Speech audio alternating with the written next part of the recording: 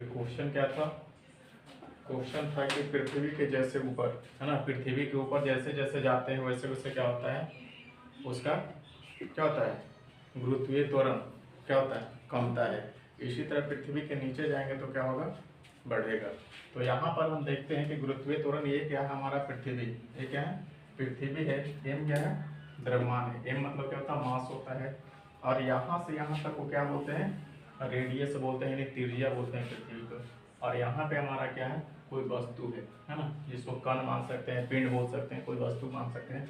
यहाँ से यहाँ तक की दूरी क्या है, एच है। ये ऊपर है इसलिए इसका मान एच रखा जाता है, ठीक है ना, क्योंकि हाइट है, हाइट भी एक तरह का क्या होता है, दूरी होता है। तो यहाँ से यहाँ तक क्या है, ऊंचाई है। तो अब यहाँ से यहाँ तक क्या अगर लिखना होगा त्रिज्या, तो आर बराबर क्या लिखेंगे, इतना लिखेंगे, और प्लस ए क्या हो जाएगा, एच। यही क्या हो गया, पृथ्वी से उस वस्तु की क्या हो गया, दूरी हो गया। तो यहाँ पे देखते हैं कि हमें त्रिज्या बराबर क्या लिखे थे कि आर प्लस एच, है ना। और हम बताए थे कि दो पिंड के बीच जो लगने वाला गुरुत्वाकर्षण बल होता है, दो पिंड है ना, जैसे ये पिंड है और ये पिंड है, ये दोनों के बीच जो गुरुत्वाकर्षण बल F बराबर क्या बताए थे, G इक्व इंटू M1 M2 बटा आर स्क्वायर। जहाँ M1 क्या बोले थे, एक पिंड का द्रव्यमान, और M2 क्या बताते थे, दूसरे पिंड का द्रव्यमान। तो यहाँ पर M जो है क्या है, पृथ्वी का द्रव्यमान, और छोटा m जो है इस वस्तु का द्रव्यमान है, और बटा क्या है, आर स्क्वायर। अब क्या लिखेंगे, m इक्वल टू क्या लिखेंगे, m इक्वल टू लिखेंगे g m1 m2, और r का वैल्यू देखिए कितना है, r प्लस एच है, तो r प्लस एच का होल स्क्वायर कर दी, ठीक है। इसको क्या माने, समीकरण फर्स्ट। तू कहाँ देख रहा मंगरू, यहाँ ध्यान देना तो उधर ध्यान दे रहा है। तो क्या है, कहता है यदि h ऊंचाई पर गुरुत्वीय त्वरण का मान क्या होता है, h ऊंचाई पर गुरुत्वीय त्वरण का मान जो होता है g डैश होता है, क्या होता है, उसको g डैश से सूचित करते हैं। गुरुत्वीय त्वरण सब जगह g होता है, लेकिन उसको g डैश से हम सूचित करते हैं, ठीक है ना, कि h ऊंचाई पर जाते हैं तो उसका गुरुत्वीय त्वरण का मान क्या होता है, g डैश होता है। तो F बराबर क्या होता है, mg। हम बताए थे कि वहां पे हमने पढ़ा था त्वरण a, है ना, इसके पिछले वाले चैप्टर में त्वरण के मान क्या होता है, ए बताए थे, लेकिन यहाँ ग्रेविटेशनल में हमको पढ़ते हैं जी, क्या पढ़ेंगे, जी, है ना। दो तरह के, एक गुरुत्वाकर्षण नियतांक कैपिटल जी, और गुरुत्वीय त्वरण स्मॉल जी। तो यहाँ पे कहता है कि ए बराबर क्या होगा, एम जी डैश होगा। ये समीकरण हमारा 2 बना। अब देखते हैं कि समीकरण 1 और समीकरण 2, देखो यहाँ समीकरण 1 और यहाँ समीकरण 2 है, ये दोनों देखो LHS दोनों का बराबर है ना, LHS दोनों का बराबर। ये दोनों, ये इसका भाई है, इसका भाई है, ये दोनों आपस में भाई है, इसका मतलब ये दोनों आपस में भाई होगा कि नहीं होगा।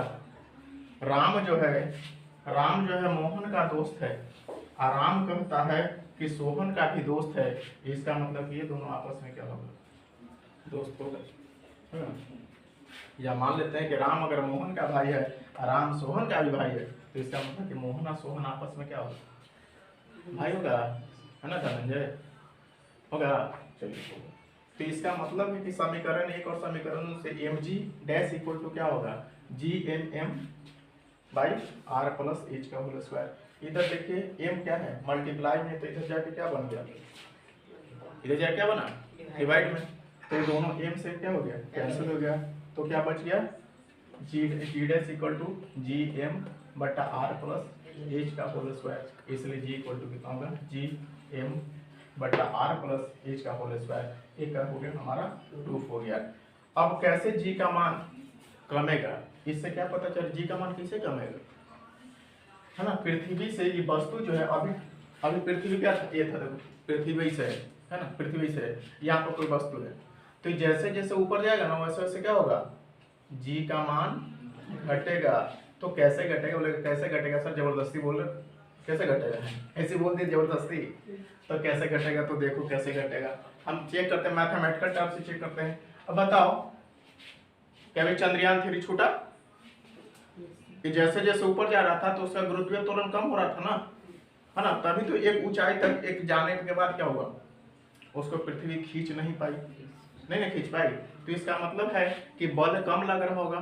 तो अब यहाँ आते हैं मैथमेटिक्स में, हम कैसे चेक करते हैं, तो बताओ, इसका मान तो कांस्टेंट रहेगा, आर का मान बढ़ेगा, पृथ्वी के त्रिज्या भी बढ़ेगा, नहीं, पृथ्वी की त्रिज्या जितना है उतना ही रहेगा, इसका मान बढ़ेगा ना, है ना। अभी क्या है, धनंजय क्या है, अभी ये ऊंचाई पर है, 5 फीट ऊपर खड़ा है, पृथ्वी से लटका हुआ है ना। ऐसे है ना, फांसी देना है, ऊपर और लटका, खींच दिए रस्सी और चल गया 20 फीट ऊपर, तो एज का मान बढ़ेगा।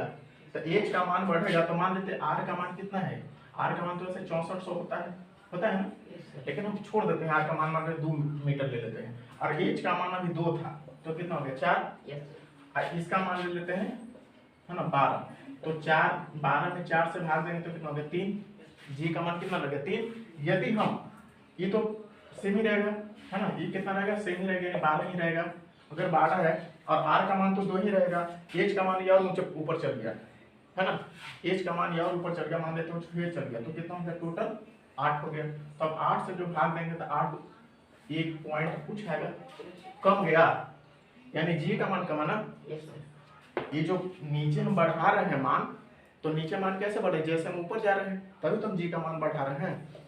तो यहाँ पे जैसे हम एज को बढ़ाते हैं तो ये पूरा मान क्या होता है, बढ़ जाता है, और जब पूरा मान बढ़ेगा तो भाग देंगे तो भागफल जो है वो छोटा हो जाएगा ना, तो भागफल ही तो इसका मान निकल रहा है, तो इसलिए जी डैश का मान क्या हो रहा है, छोटा हो रहा है। इससे हमारा क्या होता है, प्रूफ हो गया कि जैसे जैसे हम पृथ्वी के ऊपर जाएंगे वैसे वैसे हमारा जी का मान क्या होगा, घटेगा। समझ गया। तो आज के बाद ऐसे याद रखना है, ठीक है।